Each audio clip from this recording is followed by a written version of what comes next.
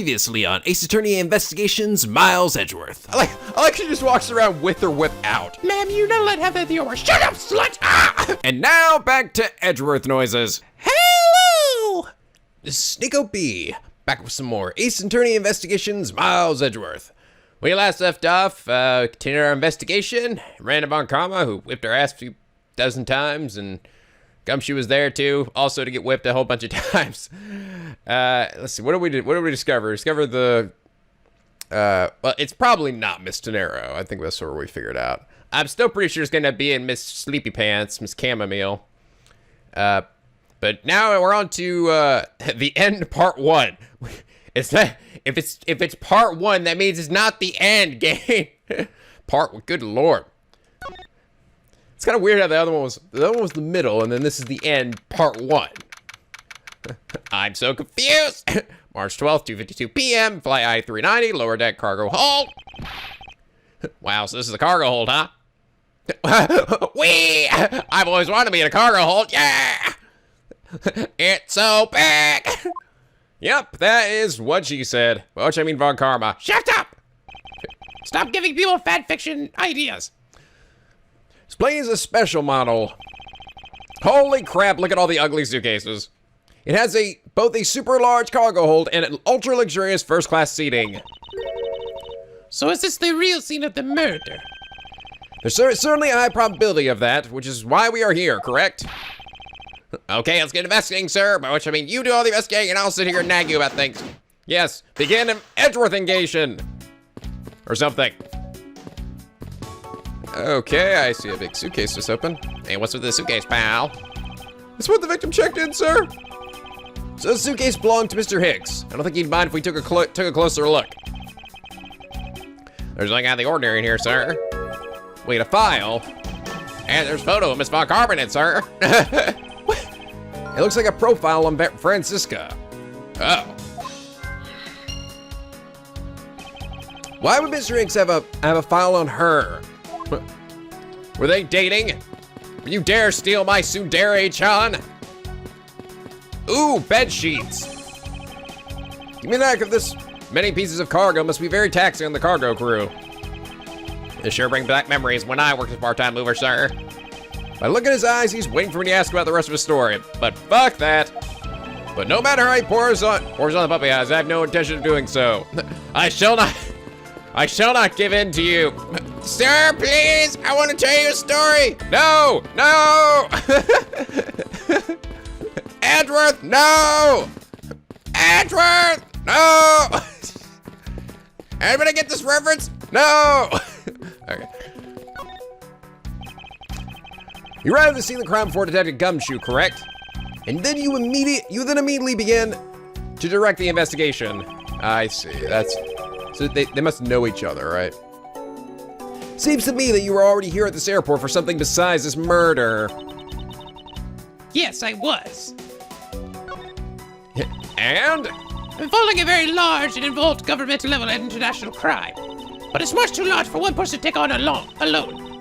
So it was decided that I should form a joint investigation from Interpol. I came to this airport as an Interpol license. I see, so that must be the, person, right? The Interpol agent. Interpol is involved. It's a top secret operation, so I really can't tell you any more than I already have. Son of a nugget. Well, wait, maybe I should present the thing to her. Then what's this? Wait, oh wait, that's right, I didn't actually. I forgot, there's a difference between my logic hole and my organizer hole. All right, so Interpol and Francisca. By my powers combined, I am fucking Edgeworth! Now, why would Mr. Hicks have a document profiling Francisca? Oh, I know, I bet he's a big fan of Miss Von Karma, sir. He's got a big full body pillow of him at home, just like I do. I mean, what? No, I'm just kidding, sir. But I do have a full body pillow of you. Oh, good. I feel a lot better now.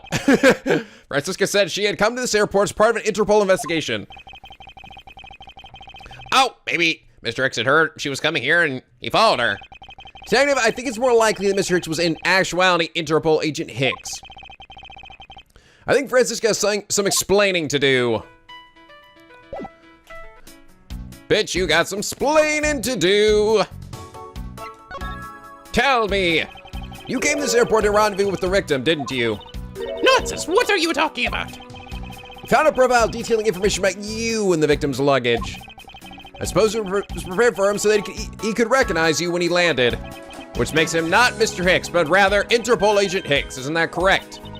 I should have known you'd figure it out, Mr. Miles. Well, duh. I mean, it was kind of easy. He had a fucking file of you. What other reason would he be here? No, you're wrong. It's because we're fucking. Oh, damn it, you got me. But looks like they got to him first. So you really did come here to receive an Interpol agent, then? Yes. Agent Hicks was on the trail of a very large international smuggling ring. I know. I bet if I connect that with broken glasses, it'll all make sense. Broken glasses, smuggling ring. I know. He was planning to grind his glasses and snort it like cocaine. I am so... My God, you're so good at this. I know, God. Maybe one day you too shall be as awesome as me. I went undercover to investigate this crime, and it was I who put him on this case. I was supposed to receive a call from him on his cell phone once he had landed. I never expected to receive a call about his murder instead. You suck at your job! Holy suitcase, Mr. Edgeworth. It's like an all-you-can-use suitcase fair. This must be all the leftover ones they couldn't sell. Which I mean all of them. The ones that the company is planning to dispose of after this flight is over.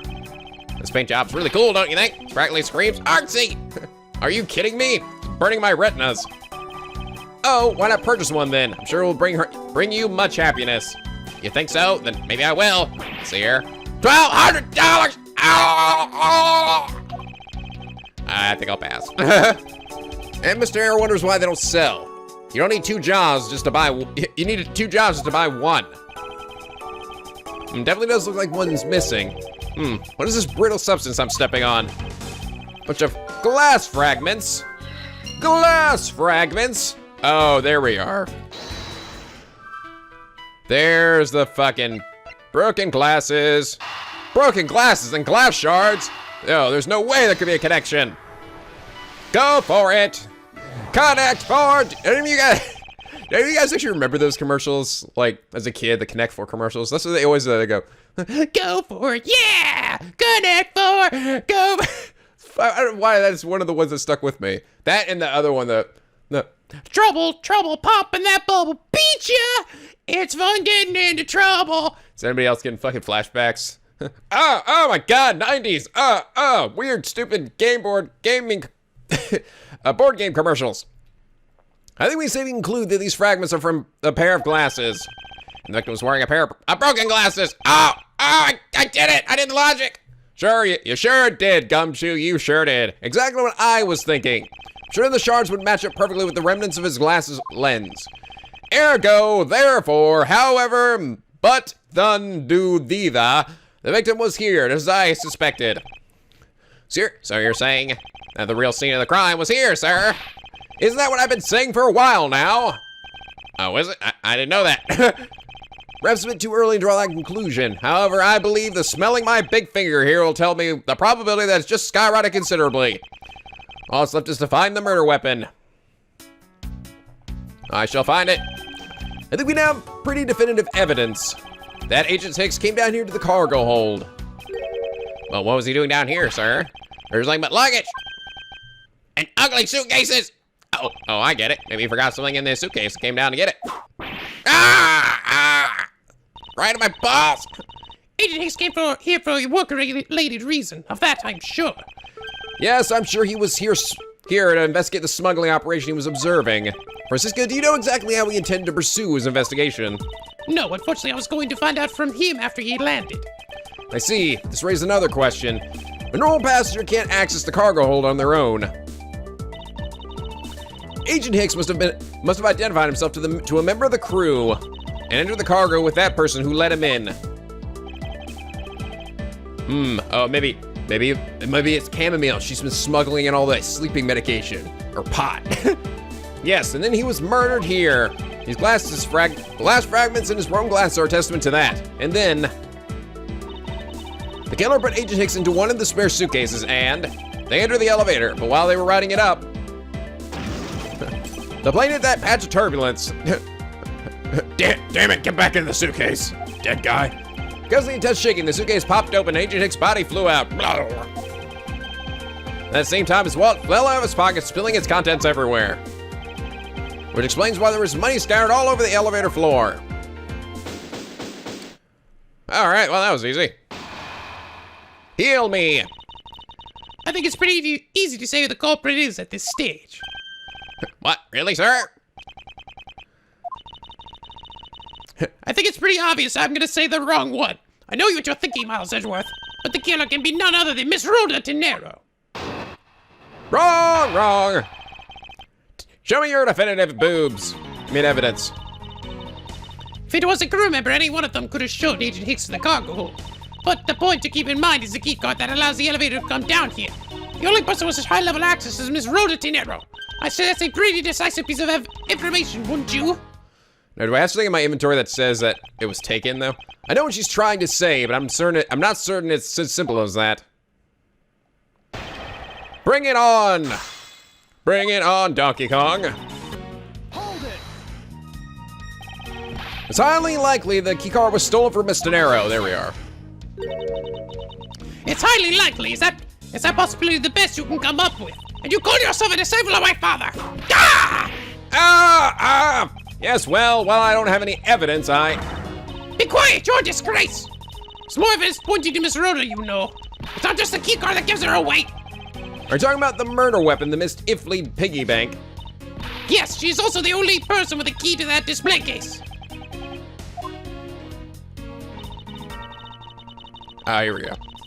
Further is the matter of the key to the display case that held the murderous bank. Hold it! I'll press you on that too. But that is a fake. Stop right there, Miles Edgeworth. You don't have any proof that this is just a red herring. You must keep on insisting that it's a fake. Then what is the real murder weapon and where did it go? I haven't found that yet. Speedless, I see. That's not a surprise. After all, you know that we have searched the entire cargo hold and came up empty-handed. There must be a way. There must be something that can help me rule out the piggy bank as a murder weapon. What should be examined further to help us ascertain the authenticity of the weapon? The crime scene? I think we should examine the crime scene in more detail. Might turn up the murder weapon if we search all of the cargo and luggage. Did you think I hadn't thought of that? Even now, we're searching through them. But we haven't found anything that even closely resembles a murder weapon. All right, then. How the hell am I supposed to know for this one? Seriously. I don't know if it's the piggy bank. Probably the piggy bank, just because it's on my hand. We should examine the bank itself once more to determine if it is the real murder weapon. This is a real weapon. It should be damaged or perhaps have a dent on it somewhere. We've looked into that already. There's no sign of anything on it. We can't discount it as a murder weapon on that one fact alone. The piggy bank is, after all, made of a stronger material than human flesh. Oh, fucking hell. All right, fine. I guess by the process of elimination, it's gotta be the body. I really don't know. How was I supposed to know from the get-go what this one would be? Rescott, I think you were too quick to jump to your conclusions. Oh, was I? Oh, you picked the right option. Yes, we don't even have the autopsy report results yet. How can I not say that you made a snap judgment when you have yet to even see if the wound on the Agent Hick's head is consistent with the murder weapon? I thought we'd already established that, though. There was like a point where we were like, yes, and the wound on the head matches the head on the piggy bank. I'm almost positive we said that at some point. I mean, I know we came back and smashed the guy's head with the piggy bank thing. That's why I was sort of confused. I was like, did he die of some other blunt force trauma? And then I took the piggy bank and smashed him in the head in the same spot that I smashed him with something else? Or did he die of some other way? Scruffy! Yes, sir? Contact the medical examiner's office at once. I wish to hear the results of an Agent Hick's autopsy. Yes, sir. Miss Fuck Karma hit me. We got a big problem, Mr. Edgeworth, sir. Oh, god dang it. What? Don't mind me, I'm just down here smelling my finger. What is it, detective? They're still doing the autopsy, but they said they already know this one thing for sure. Reports now! I kill you! The doc says one giant... Oh, whoops. I sound like you there for a second, Mr. Edgeworth. I know, that was weird. The doc said it was one giant bruise from a beating from his shoulder down to his mid-back. Limiting his shoulder down to his mid-back, he was beaten over such a wide area. Well, I say it's a sign the killer had a grudge against Agent Hicks. It wasn't just his head. The killer went all out and hit him multiple times, sir. Oh, all right, fuck. Damn, he got a shit rocked. Scruffy, what is I had a grudge against Agent Hicks supposed to mean? Don't hit me, please. Was the wound on the victim consistent with the murder weapon detective? Oh, well, they said they were still looking into that, sir. Oh, god dang it. Good God, can they take any longer? You're completely useless! Fucking die! Sir, I told you already, you can't go down there. No, you remove yourself my way. That's probably. What is all that racket? It's gotta be the angry guy, right? Yep, there he is. My luggage, my cargo, they are mine, and I demand you return them to me. We're still investigating the cargo hold. Please understand, I have low patience, please. Don't hurt me, little funny man. I suppose there is no choice. Finally, I think he gave. Hey, what are you doing? You have left me no choice but to use strong force. He won't get past me! I even trained in the art. This is, wait, that's it. So that's what this whole thing has been about. It all makes sense from that stupid idiot. What? Oh, cause he fell from a height? That's what the point is? I like how I'm figuring that out while this guy's about to also fall to his death. Further, there's a matter of the key to the display case held the murderous bank. Oh. There's some way for me to prove that this isn't the real murder weapon. Are they saying the turbulence killed him? Are they saying it was an accident? They just slipped over the edge? Ah. Anyone going to help me? Still falling here. After all, you know that we've searched the entire cargo hold and came out empty-handed. If we can find anything that could be considered the real weapon in the hold. Help me, help me, help! Ah! Doc said it was one giant bruise from a beating from the shoulder down to his mid-back. You know, I feel like autopsy guys are smart enough that they would figure that it looked like he died from a great height, you know? Cause of death, I mean, I get what I'm supposed to say. It's supposed to say he fell off the edge, right? But I don't see how I'm connecting it here. This with this one? Okay, that connected. I don't really know why. Allegedly, the killer struck the victims many times over, which is why there's extensive bruising over such a wide area. But is that really the correct conclusion to draw from the evidence? Bruise from his shoulder to the middle of his back is one continuous mark, which is more suggestive of a single blow to the back. In this case, the piggy bank is much too small to have caused that. Okay. Therefore, the murder weapon must be something far bigger. Okay, large area was used. Very large weapon. Sizable weapon, a weapon that couldn't be found then? A big box? Ah! If we were looking for a rather large weapon, you'd think it would stick out. But so far, we haven't found anything that resembles a weapon of any sort. Perhaps, just perhaps, it's something we all overlooked from the very beginning. Because normally it's too possibly big to be taken into consideration. What was that all about? Was he trying to jump his way down here? Franziska! What? What do you want? Ah, scared me. I found it, Franziska. I found the real murder weapon. You did? It's right here, in my pants! No, I'm just kidding. But yes, we'll have sex later. Anyway. Hey, really, jump? Is anyone gonna do something? That guy's dead over there. He's fucking dead. Don't care. Thanks to that guy's suicide, I've now come to a conclusion. We didn't realize it until now, but the answer has been right in front of us this whole stupid time. He might be hurt. We should go check up on him. There's that pompous attitude yours again. You should learn to drop that habit. Just come for a prosecutor with a habit of whipping everyone who she comes across. I will whip you for that, having that thought. Anyway, if you really are a prosecutor, then you'll back yourself up with evidence. You two aren't listening at all, are you? He's not breathing. Come on, show me the real Wonder Man you speak of. Don't have evidence to show, right? I don't have evidence to show. Huh, I don't have any evidence to show you. Foolish reasoning for a foolish fool from a foolishly foolish fool and a fool and a meant to fool me. What do you mean I don't have any evidence to show? Perhaps I should have phrased it as that which caused Agent Hicks's death is incorporeal. Forgive me, but I do believe I figured out what was the real cause of death. Free falling.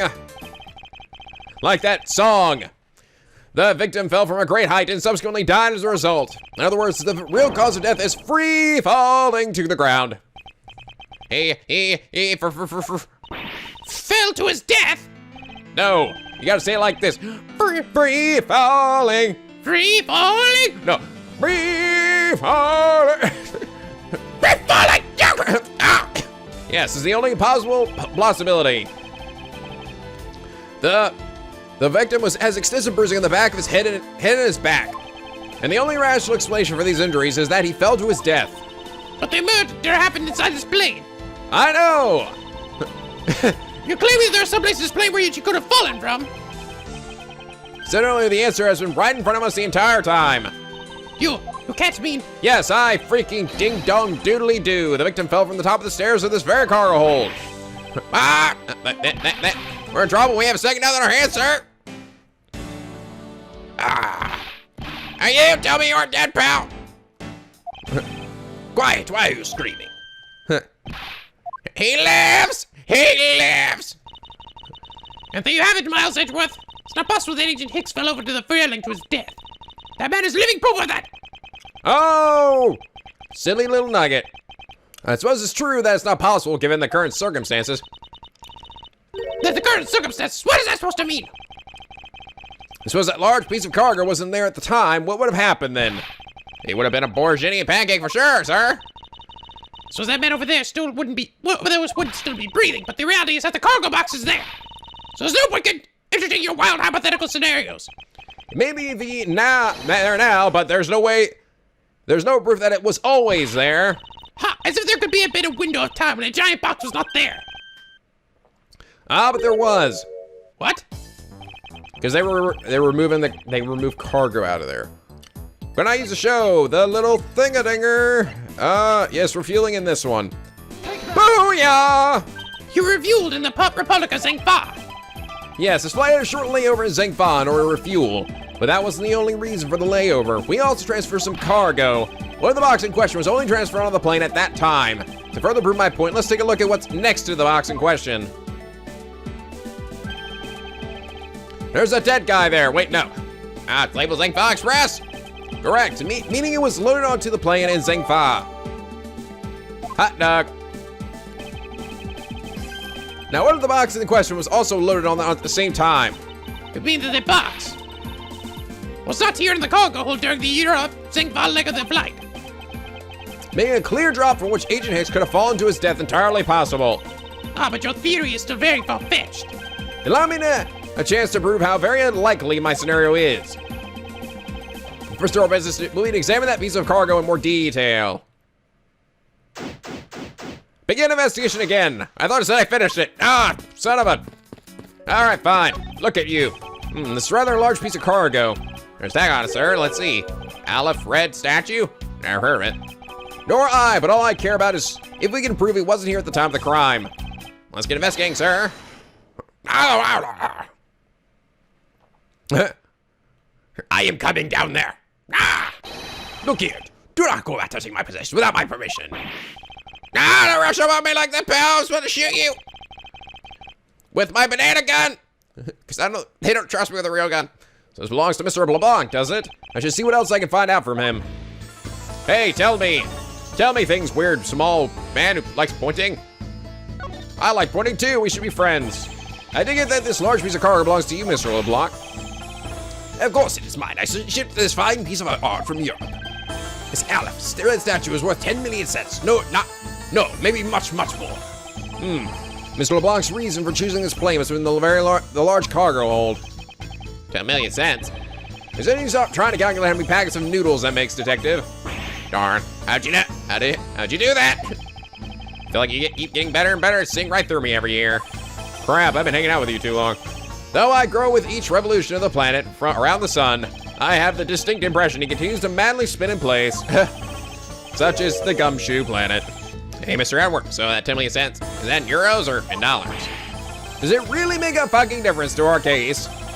Mr. LeBlanc, there is a chance that your cargo is related to the murder case. I was wondering if you would allow us to examine it for a bit closer. It is a very valuable piece of art. So no, there will be no touching. No touching. Fine, be a douche. Fine, I guess I'll just do my logic thing. Oh, here we are. And smuggling and... Ah! Are you telling me you've been smuggling us in here? Mr. LeBlanc has something to do with this the smuggling ring. Then it's possible this fake statue was brought on board in Zhangfa. I think I need to question him a bit further. Back to talking to you again. What? About your statue, Mr. LeBlanc, I wonder if it might be a fake. What? How dare you say my art is fake? I suspect your statue might be the target of an international smuggling ring.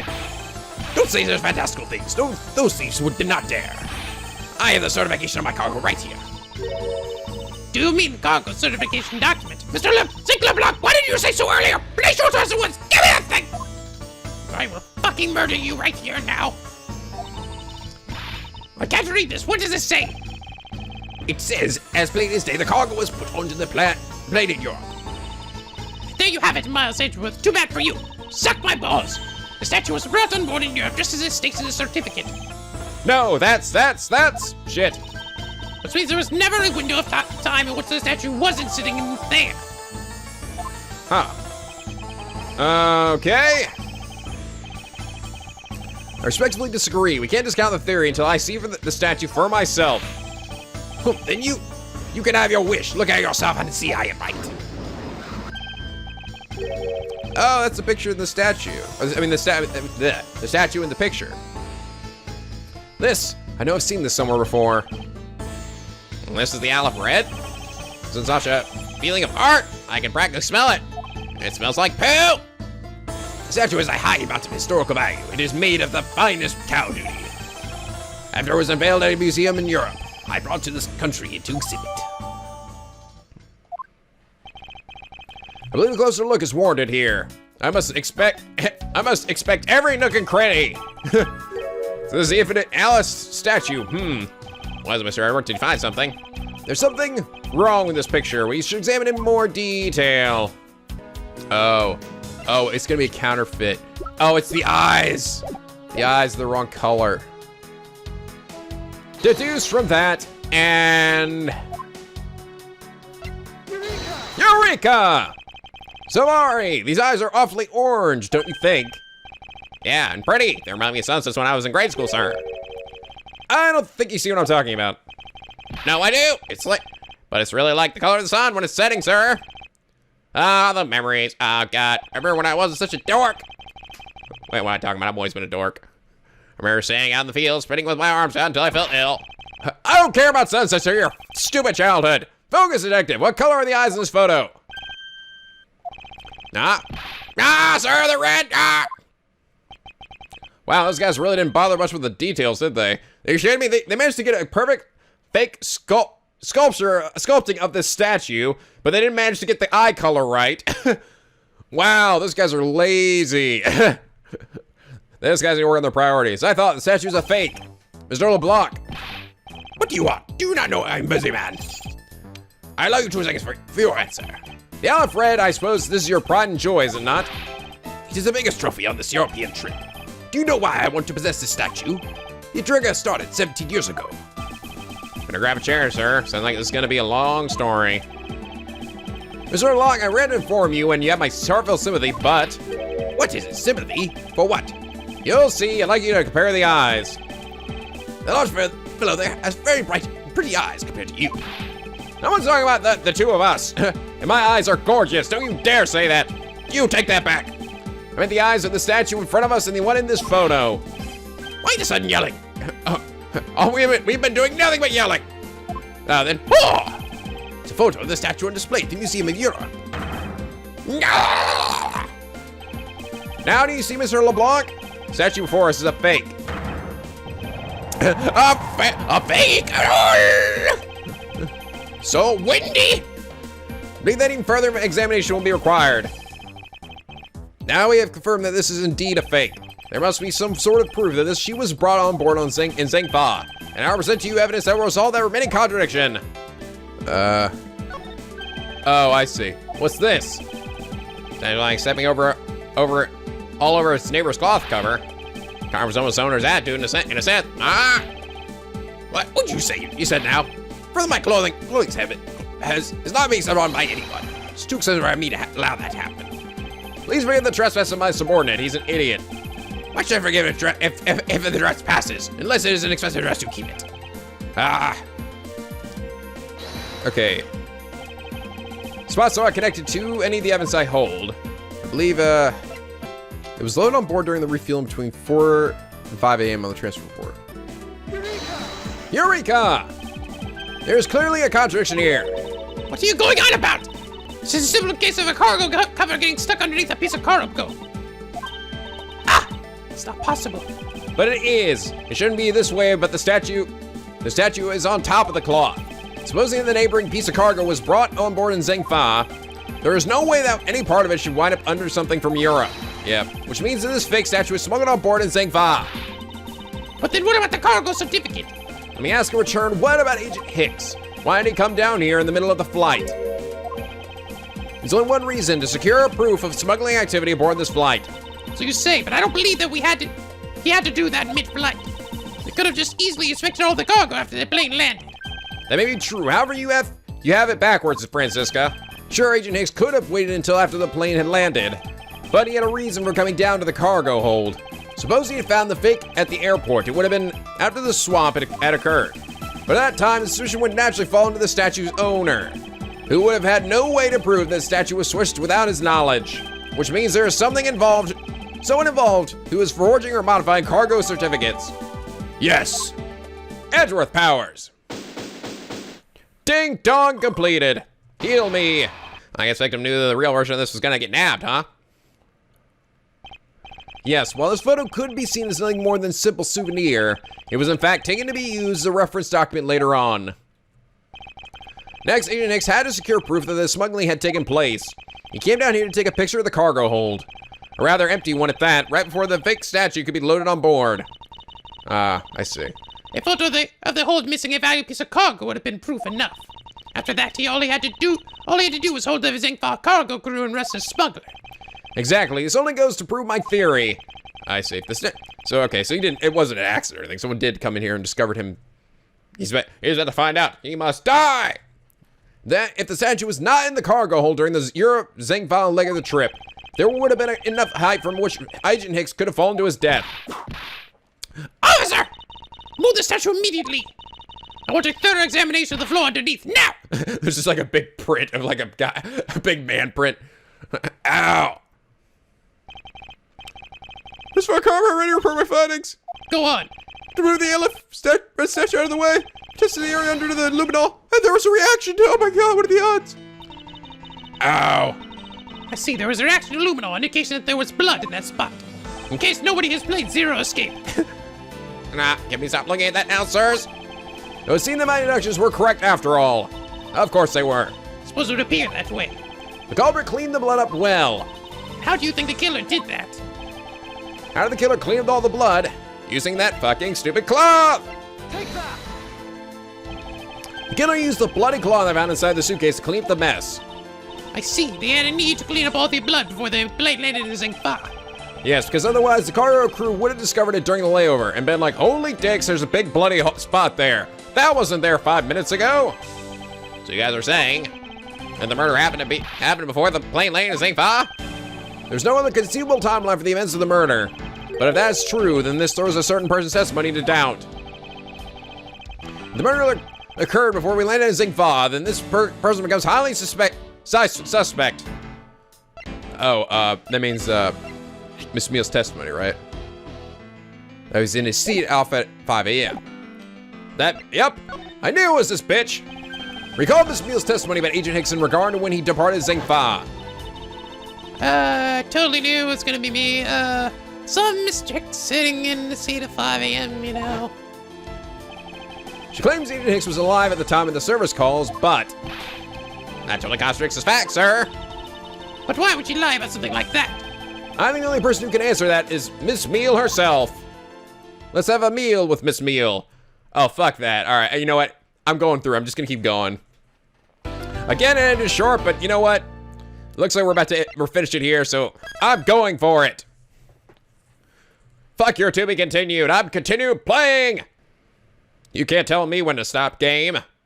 Get down here, Miss Sleepy Pants. March 12th, 3:35 p.m. Blind Eye 390, lower deck cargo hold. I fucking knew it was you. Miss Meal, wake the fuck up. Bitch, don't make me slap you. Miss Meal! Well, yeah, what's all choices? Oh my god. Why are there three, Miss Edgeworth? Mr. L, my words, pronouns, my boobs are hanging out. Do you recall what you said earlier about when you answered some service calls as we were departing from Zengfa? You said that Mr. X was sitting in his seat at the time. However, that is simply not possible, because Mr. X was dead long before we ever touched down in Zengfa. Oh? Miss Cammy Meal, snap out of it! I'm sorry, I'm just so fucking stoned right now. Maybe I didn't see what I thought I did? No one can make a mistake so large, Miss Meal. So large and round and luscious and covered in sweat and... Oh, I just want to pitch that. Oh, wait, no. Sorry, wait, I'm sorry, I lost track of my... I lost my train of thought there. It may make that kind of boo-boo all the time. Ah, boo-boo. Boo, it's got the... Boob, it's got the word boo in it. Why do I keep thinking about that? I don't know why. It's going nowhere. There must be a better way of resolving this contradiction. Give her a shot of adrenaline. Very well, Miss Meal, if you please, tell me about your alibi during the time span. Just before we landed at 3 a.m. and 6 a.m. when the body was found. Are you telling me I'm a suspect, Mr. Edgeworth? Well, no, duh, Miss Empty Eyes. Yeah. From 3 to 4, I was in the flight attendant's room, but all by my lonesome self. Yeah. And from 5 to 6, I was in the flight attendant's room all by my lonesome self. How is a man supposed to react to a testimony like that? Miss Meal, wake the fuck up! She fell asleep again. Looks like the only way I'm going to wake her up is by pressing her. Pressing her. Boobs up against me. God dang it, horny thoughts. Hold it! What is... I mean... Miss Meal, wake up! Wake up! Oh, wake up. How are you making bubbles come out of your self? I was just demanding you do something about this flight attendant assistant. Well, you're the one with the whip. You do something. Why ask me to wake her up when you can finally put that whip to appropriate use? From 3 to 4, I was in the flight attendant's all by myself. No, hold it. I sound like Phoenix there for a second. If I remember correctly, food was being served in first class in a lounge between the hours of 3 and 4 a.m. Yeah, but that kind of stuff's from my Miss Rhoda. Then what were you doing in the attendance room at that time? Eating and then having a most delicious dream. And you mean you were neglecting your duties? No way, Zippic's part of our job too, you know. Hey, hold on a second. That thing you just said. Miss Meal, how many times do I have to repeat myself? Wake the balls up! Wake up! Oh, I am going to murder this bitch! Why don't I do anything? Ah! No, why did you whip me for, sir? Why? Why? You can totally hit her! Oh, what I missed. That was cool. You're getting beat up. A poor night to be on the receiving end of a lash in your stead. Really? Sorry about that. You can make amends for that by continuing with your testimony. From 5 6 You're not even forming coherent words anymore. So you were alone the entire time, were you? Yeah, no one else even popped their head in to say hi. Oh, well, I think a contradiction just popped in to say hi. What should I do? Should I raise an objection? No! Yes! Miss Meal, there's a clear contradiction embedded in your testimony. Oh, what do you you talking about? It's not possible that you were alone in the attendance room the whole time from 5 to 6 because... because she bought that suitcase at that time, right? Yeah, it was bought in the in-flight shop and left in the attendance room. Time status is 5:40. Take that! I wonder if you were be so guys, take a look at this receipt, Miss Meal. Receipt? For what? It's for the suitcase Mr. Nero bought. Now if I may direct your attention to the timestamp. As you can see, it clearly says 5:40. Mr. Nero! AM, Mr. Nero! Yes, wait, where did I come from? Why is the killer here? I thought, would have her locked up by now. I request that she be present as a witness so that we may straighten out your complex lie. Now, Mr. Nero, between the hours of 5 and 6 a.m., you took a trip from first class down to the first floor in-flight shop, correct? Yes, I went to the shop to buy a suitcase, after which I went straight to the attendance room to drop it off. And do you see Miss Meal there at the time? No. So, Miss Meal, where were you really between the hours of 5 and 6 a.m.?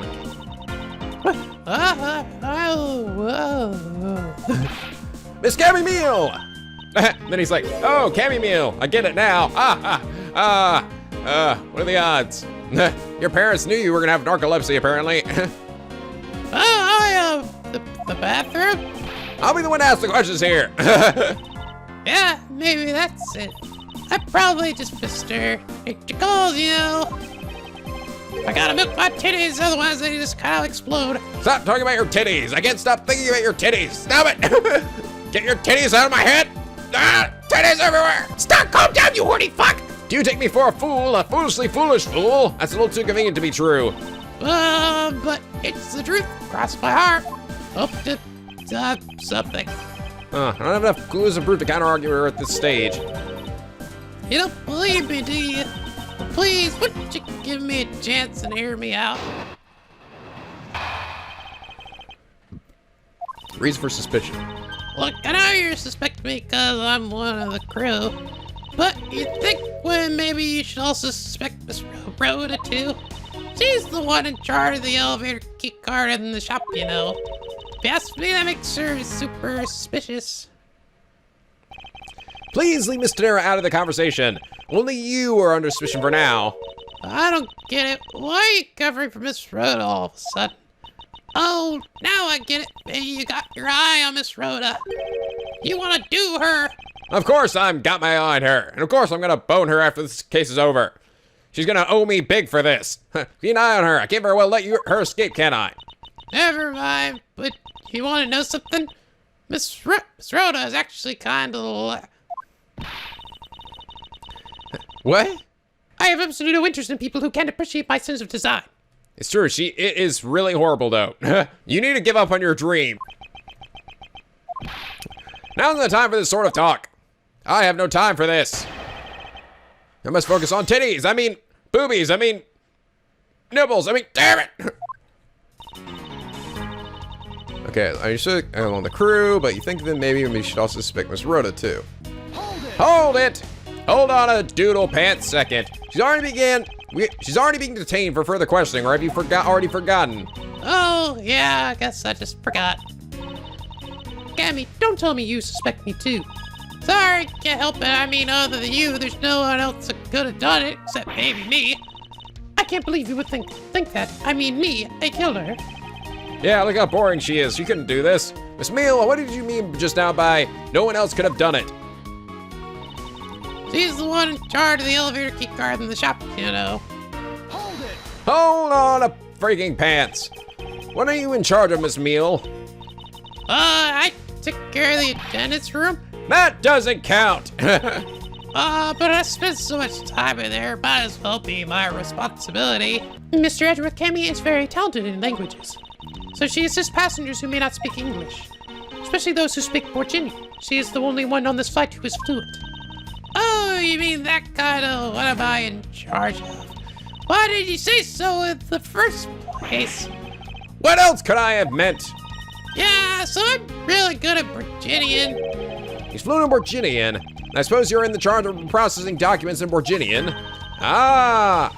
Yeah, I take care of anything that has to do with Borginian. Very interesting. Very interesting. Why can't I just have to keep pressing her? Oh, I'm in charge of the Borginian stuff.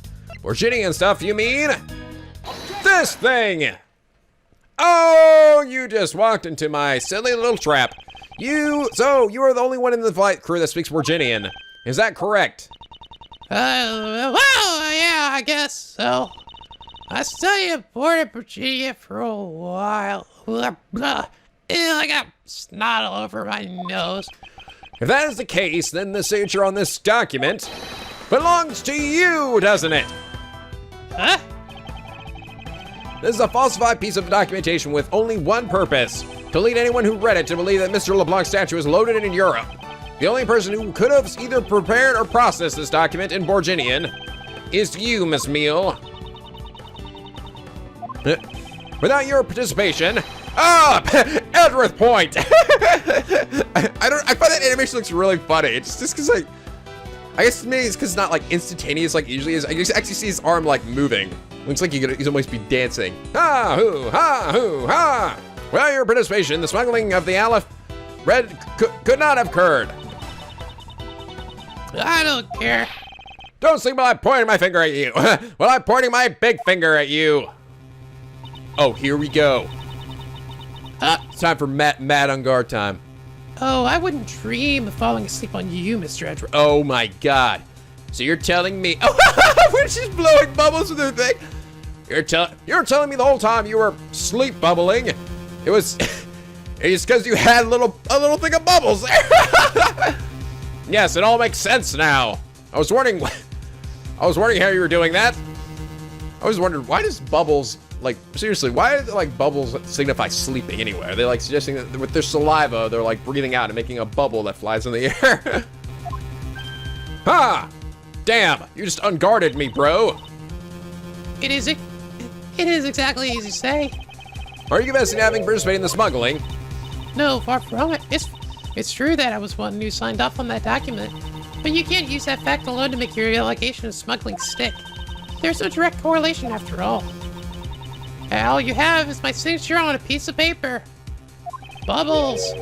I learned this one from SpongeBob. Really? All you did was sign it? I neglected to check if the cargo had been loaded onto the plane properly. So sorry about that. It seems that she's finally woken up. It's going to be one tough fight. This is going to be one tough cookie. Suppose, and this is just a supposition, if I was involved with the smuggling, you can't throw the charge of murder on me just like that. If you were involved in the smuggling, you would have a strong motive to kill. Agent X was in the middle of an investigation regarding a smuggling ring. And just when he was about to close in, he's killed by a member of that ring. Well, did you ever stop to think that maybe Rhoda is the smuggling ring member? You know, the fact that you keep trying to put it on her is making this look more suspicious. You do realize that, right? After all, like me, Rhoda has access to many things on this plane for work purposes. What was that? That was my angry bubble. So perhaps there's some element of a setup at play in this case. What are you talking about? Eat painful bubbles. Ah! Don't worry, I wasn't talking about you. I meant the killer. First it was myself, and now it's Miss Tenero who's under the microscope. Seems to me that our killer is going to great lengths to pin this crime on anyone they can. And you have no proof that Rhoda is being set up, or that she isn't. Actually, I believe that she was indeed the intended target from the very beginning. I believe that the plan was to push all of the blame for the crime onto her. And this evidence will prove my suspicions. It proves that the killer was out to frame Miss Tenero from the very beginning. Let's see, there's the suitcase. I think it's a suitcase, right? Take that! The killer could have hidden the body anywhere, and yet they chose the suitcase. Yeah. Why is that? Perhaps it was to move the body up from the lower deck to the first floor. However, why go through the trouble to do so? Oh, now she's looking pissed. Now she's, oh man, she's puffing on that bubble. That's actually kind of impressive. You're managing to blow the bubble up and then pull it back in without popping it. It's amazing. Look at that. Wow. Whoa. You're really good at this. The only way all of these actions make sense is if the killer had wanted to frame Miss Tenero for the murder. Miss Tenero buys a suitcase on every flight she works without fail. But should her suitcase be switched with the one containing the victim's body, That'll put her in a very tight spot. A very tight nugget. Fortunately for the killer, the turbulence put an end to that plan. Huh. There wasn't enough time to put the body back into the suitcase. Ergo, therefore, hence they made do with whoever was at hand and adapted their plan and tried to frame me as I lay unconscious on the floor from the turbulence. The killer then went to hide the suitcase in the unflagged shop and brought the piggy bank back to the elevator in order to fabricate a false weapon. A lot of work for a fruitless endeavor, wouldn't you agree? Sounds like the killer had a tough time too, huh?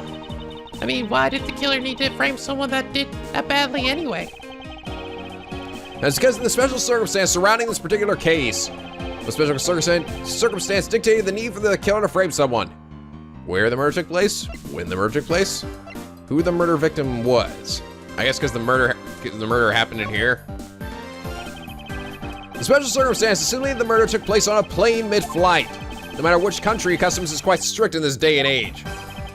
So no matter what you do, the chances that the body will be found is very high. Therefore, there's no choice but to frame either Mr. Nero or myself. In other words, the only one who fits within the boundaries of the criminal's movements is not Mr. Nero or myself, but you, Miss Cammy. Only you and you alone can be the killer.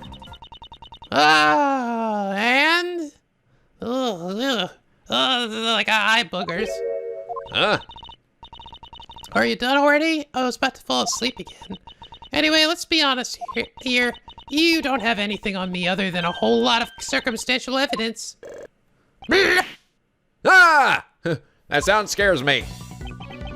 I can see the outline of how the murder occurred, but I have no definitive evidence. And isn't there a piece of evidence that's still unaccounted for? Something that I still can't quite fit into the big picture. Oh, his cell phone. Right? Take that! I don't have any actual evidence, I thought not. but that's because it went missing and still is. Missing? What do you mean by that? And the complex puzzle is this case. There's one piece I kept getting stuck on, and that is the victim's cell phone. Francisca, you were waiting at the airport for a phone call from Agent Hicks's cell phone, or at least that's what you told me. That's right. Why do I look upset? But Agent Hicks's cell phone could not be found at the crime scene. You mean the killer took the phone with them? Precisely. I suspect that if we were to find that phone, it would lead us to the killer. Ah, come on, get serious. If the victim fell to his death from that height, wouldn't his phone break as well? We wouldn't know that until we tried a little experiment, will we? Francisca, I'd like to ask you for your assistance. I'm gonna throw you off the edge of that stairs. Oh, okay. You know the victim's phone number, do you not? Of course I do. Call their ass. Ha, look how old your phone is. Hey, Detective phone, ring from somewhere, sir. I hear, Detective. Now, where is it coming from? Where? On you? Ah, Smee, wake up. Mr. Edgeworth, I got sleepy all of a sudden. It sounds like the lullaby I used to as a child. Oh, I better find that cell phone fast. Give me a bit of a bigger hint? Something the phone is up in the flight attendant's room. Oh, okay. Better hurry to the flight attendant's room, sir. Really? We can hear it all the way from over here. Oh, wow, and then I just teleported over here. Wow. That must be a loud fucking ringtone. March 12, 4:12 p.m. Flight I-390, first floor, flight attendant's room. Ray's coming from somewhere in here, sir. Leave no stone unturned and nook uncrannied, or whatever. Leave Dr. Gumshoe, we must find it. The ring is coming from somewhere around here. Well, it's not here, sir. But I have such a bad feeling about where we're going to find the phone. The ring is coming from in here. Here, sir. What? No, it can't be. Oh, Mr. Nero's locker, right? It's gotta be the victim's cell phone. Just whose locker is it, sir? It's Mr. Nero's. Fuck me. Bye!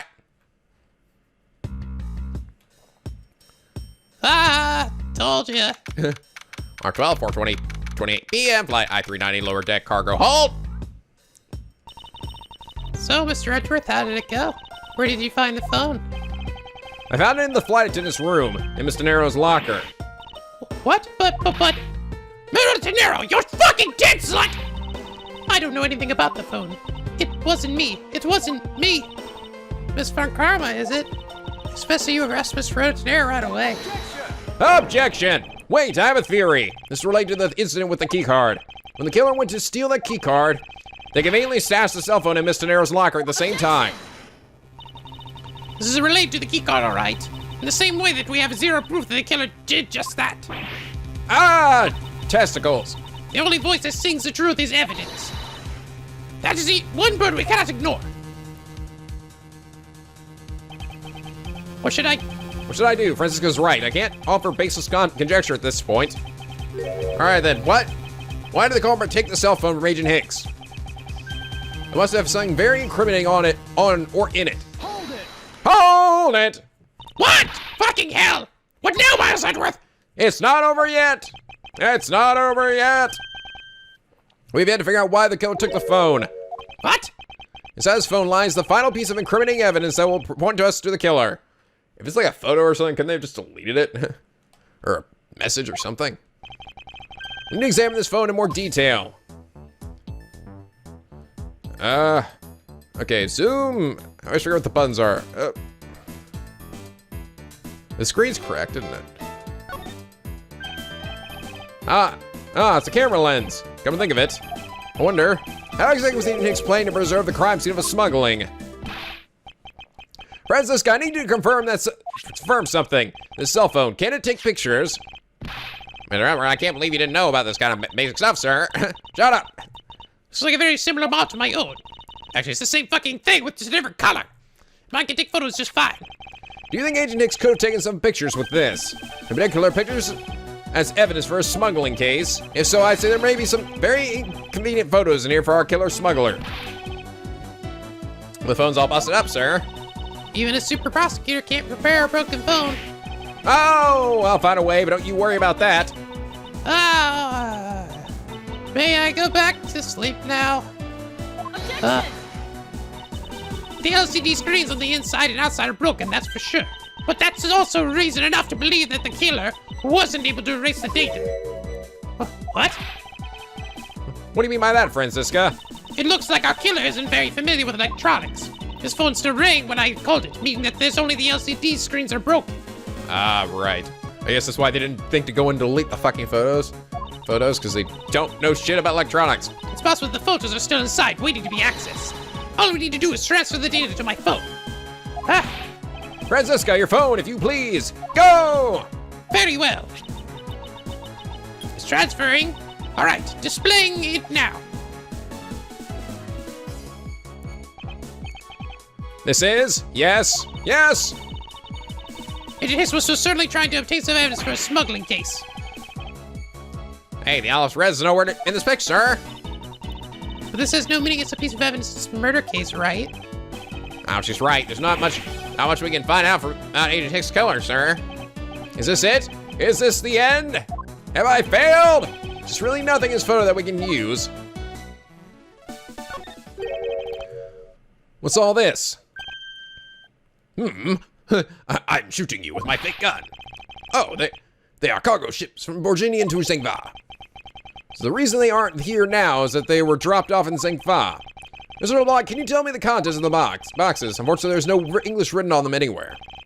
The cluster of boxes is written in Borginian. It says, it's cloth in English. Cloth? Could it be? Is this where the killer got the cloth for that? What? What is this for that scary face? Miss Meal. Yes? It appears that the Agent Hicks was no ordinary investigator. He left us with a piece of evidence after all. A striking piece that will point out who this killer is. Maybe you should enforce your mistaken reading of a simple picture, Mr. Edgeworth. Majority in cargo, and this piece of evidence will point us straight to the killer. This! Cloth! And what is that supposed to prove? The killer used this piece of cloth to wipe up the blood they had spilled. But there was one thing that bothered me this whole time. Where did it come from? And now I finally have found my answer in this very photo. The cargo that was unloaded in Zengfa had cloth written on it. In Borginian, that is. Yeah, I see. Okay, I wasn't really kidding. I was like, what is it getting? Oh, of course. It was in Borginian, so the only one who could have read it was her. That's the only way she would have known there was cloth in there. This is where the killer grabbed a piece of cloth from to clean up the blood with. And that's right. The killer was someone who could read and understand Borginian. And the only crew member that fits that description is you, Miss Cammy Meal. Oh, hold it. That's pretty flimsy. The killer probably searched through all the boxes looking for something to use.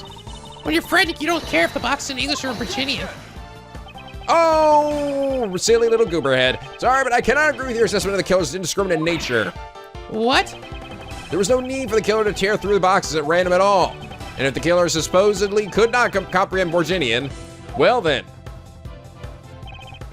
Logically, the killer would have opened this box first. Oh, the one that says fucking bed sheets on it. Yes. Hey, it says bed sheets in English right around the box, sir. Precisely, bed sheets would be perfect for cleaning up blood, wouldn't you say? Oh, hold it. What are you trying to say? That if I were the criminal, this box of bed sheets would have been what I would have spotted first. However, the killer chose to use some Virginian cloth. Do you have any explanation for that? The killer didn't want anyone to know that the real scene of the crime was the cargo hold. So they were afraid to leave signs in the box for the sheets had been opened. However, the Virginian cloth was a horse of a different color. Because the killer knew that it was going to be unloaded in the Republic of Zingfa. That's right. That is why the Virginian cloth was used. And the only Virginian reader on board who could make such a calculated decision, dum, y'all ready? About to blow your mind, is you, Miss Cammy Meal, you and you alone. Oh, yeah. Protect me, Mr. Bear.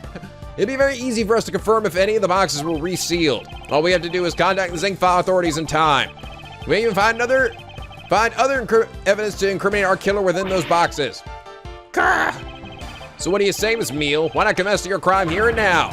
Or would you rather wait and see what we found out from our investigation at Zingfa? I think I'm about to freak out here. What the?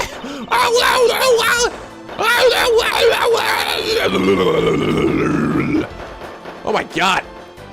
Am I being punched by a ghost or something? It was Interpol. I couldn't stop it. I brought him here. He started taking pictures. I couldn't be found out. I was scared. I was in trouble. He had to die. Ah, you killed fake Tagami. I. That's how Tagami fucking died. I knew it. I fucking knew it. Ah! There could be only one Edgeworth voice. March 12th, 5:26 p.m. Flight I-390, first floor lounge. We finished making all the arrangements to take the suspect in, sir.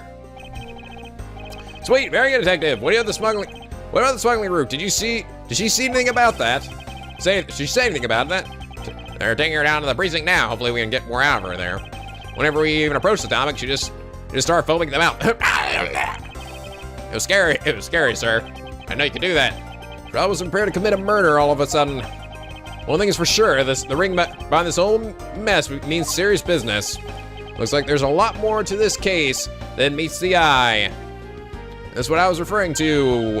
Whatever days of the future. 3 days of the future. Mr. Edgeworth. Hello there. Time to make babies, lady. I just wanted to say how much I appreciate everything you did. Thank you very much. It was nothing. In fact, I should be the one thanking you for your cooperation.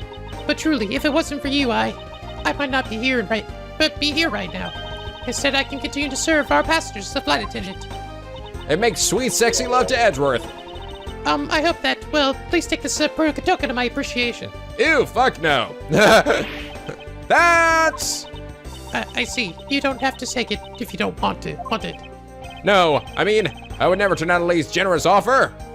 Here, Gumshoe, you take it. Oh, thank you. Oh my god. I'm sure it will serve you well. Yep, in the back in hell where it belongs. Just sit out the window. Remember, we here at I Fly Airlines are always ready to serve, Mr. Edgeworth. And let's go serve me in the broom closet. Oh, cool. Can I come, Mr. Fuck, no, get out of here, Gumshoe. Okay, sir. Thank you. I'll keep that in mind. But now I must bid you farewell. May all your skies be blue, no matter where you go. Bye. All right, we're having sex later. If you're in that room, if you're anywhere nearby, I'm gonna come over there and beat you. Can't believe we wound up investigating the whole day, sir. Boy, was it fun. I think I learned something today. I didn't learn anything at all. You're the best. That's because you're the best, Mr. Edgeworth. Of course I am. I'm already the best at everything. I don't need to learn anything. Speak for yourself. My day was filled with earthquakes, elevators, and false charges. By the way, where's Francisca? Oh, she's filling out some custom paperwork for departure. Departure? Yeah, Miss Von Karma's always really busy, sir. She's been flying from country to country to chase down some leads regarding her case. Detective, can you cancel the car I had you reserved earlier? You got it, sir. March 12, 547 p.m. Out Springs Airport. What the dicks? What? Francisca. I thought I told you when we first landed. I have no time for idle chat. I have no intention of wasting your time, however. It has been a while since we last met. Also, I have no time for such familiar reminiscences. Just who do you think I am? You are Francis Von Karma, a very proud prosecutor deserving of much respect. Until only a little while ago, but a wretched mutt who was always losing to you. A dancing dancing parrot, living her life on the name and fame of her invincible father built. True, your father, Miss Von Karma, didn't lose a single case for 40 years as a prosecutor. However, I wouldn't say he was invincible. What are you talking about? The group I'm on the trail of is a little more troublesome than boast. The smuggling route we found this time was only a sliver of the big picture. Sounds like a dangerous assignment.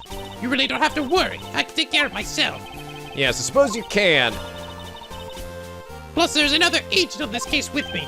Oh, another agent? He's a star among Interpol agents, and he has the highest successful arrest rate. Who knows, you may even run into him one day. I'm simply caught up in this one case. I hardly see why we would have crossed paths. I suppose. But I doubt he would say the same. I'm not following you. You understand soon enough. The fight has only just begun, Miles Edgeworth. Mwahaha! I can see a future. That was foreboding. I'll be back in this country soon enough. And when I am, you can be sure I'll pay you back in full. I'm also gonna have sex with her, Gumshoe. I hope you're learning today. Yes, I'm writing this all down, sir. And just like that, she's gone, huh, sir? Thank goodness. I can finally rest easy knowing what happened to watch out for your whip. Dang, Gumshoe, I want to thank you for all your help and cooperation.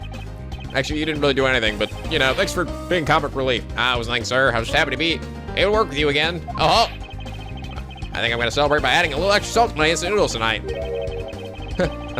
So how much did you cut his salary by, Francisca?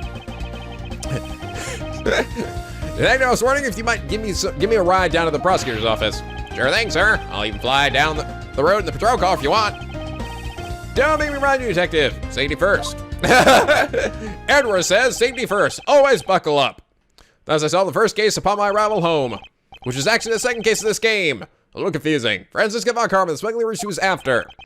The leaders of that ring had already put their trump card into play, and the players on that other side of this war, they would begin to make themselves known through the next incident. The next one. Edgeworth speaking. Talk. Finally, I called. Who knows how many times earlier, but I couldn't get through. And you are. You forgot my voice, Miles, my boy. What? Mr. Armano. Ernest Armano, correct? You know, until I see this guy, I really don't know what voice to give him, so I'm just gonna have to. So you do remember me. I know it's rather sudden, but I can't ask this of anyone else. There's been an incident, Miss Miles. My son, he's been kidnapped. You mean that thing that happens to Maya all the time? The end. Except not really. Because there's another case. The kidnap turnabout. All right. Fucking finish that case. Booyah. I knew it was gonna be in that chick. I friggin' knew it. Yeah, that was a pretty good one. I enjoyed that. But yeah, again, we didn't go to trial or anything, so I guess we're just kind of doing everything, out of the courtroom, which is kind of different. I kind of like that, though, you know? It's sort of like, it doesn't really break the flow, like, so the investigation and the battles with other people or something, they all sort of occur at the same time, and I kind of like that idea, you know? It's not like, well, it all has to, there's only this investigation section where I just walk around and literally just examine shit and, you know, talk with people, and then there's the section where I can, you know, press and object and shit like that. It's sort of more nuanced, I suppose you could say. So, but anyway, it's a nice way to sort of mix up the gameplay. Anyway, like for if you enjoy, subscribe now, become Pinky Penguin, or this LP, where the days are always sunny and the vids are always funny. Until next time, guys, stay classy.